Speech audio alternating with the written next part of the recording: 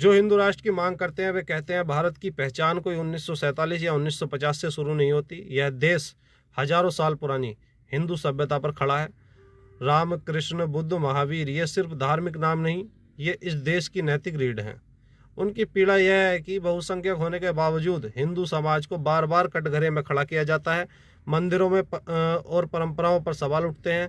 त्योहारों को भी राजनीति से देखा जाता है और अपनी संस्कृति पर गर्व करने को कई बार कट्टुरता कह दिया जाता है। दोस्तों, कट्टुरता, ये वह भी याद दिलाते हैं कि जब भारत आज़ाद हुआ और जब संविधान बना तब प्रस्तावना में धर्मनिरपेक्ष शब्द नहीं था। यह शब्द 1976 में 42वें संशोधन में कांग्रेस के द्वारा जोड़ा गया। इसका मतलब यह नहीं कि भारत पहले असहिष्णु था, बल्कि इसका मतलब यह है कि भारत की मूल सोच सर्वधर्म संभाव थी। सम्मान सबका, थोपना किसी पर नहीं। हिंदू राष्ट्र चाहने वालों के लिए यह मांग नफरत की नहीं, पहचान और सम्मान की है। अब दोस्तों, यहाँ उठता है एक असली सवाल। सवाल यह है, क्या हम हिंदू होने को नफरत से जोड़ देंगे या फिर हिंदू होने को सहिष्णुता, करुणा और सबको साथ लेकर चलने से जोड़ेंगे?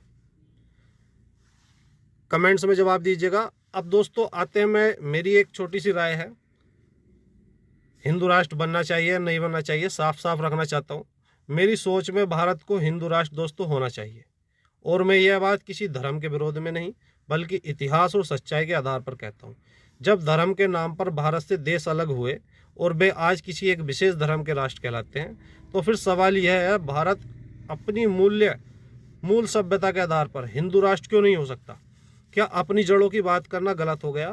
क्या बहुसंख्यक समाज को हमेशा सफाई देते रहना चाहिए?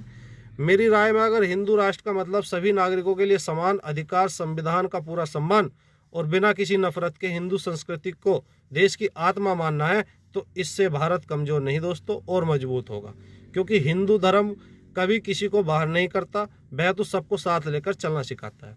तो दोस्तों, अंत में मैं यही कहूँगा कि हिंदू राष्ट्र न कोई गाली है, न कोई जादुई समाधान। यह एक विचार है और हर विचार पर बात होनी चाहिए, बहस नहीं।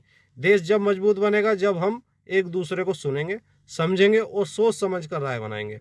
अगर यह वीडियो आपको सोचने पर मजबूर कर गया हो तो इसे लाइक जरूर कीजिए दोस्तों। अगर आपको लगता है कि यह बात और लोगों तक पहुंचना चाहिए तो इसे शेयर कीजिए। और अगर आप चाहते हैं कि ऐसे ही देश और समाज से जुड़े मुद्दों पर हम यूं ही दिल से बात करते रहें, तो इस पेज को फॉलो, सब्सक्राइब कर लीजिए, ताकि अगली बार ऐसे कोई मुद्दा आए तो यह वीडियो सबसे पहले आप तक पहुंचे। धन्यवाद दोस्तों। जय हिंद, जय भारत, जय श्री राम, हर हर महादेव।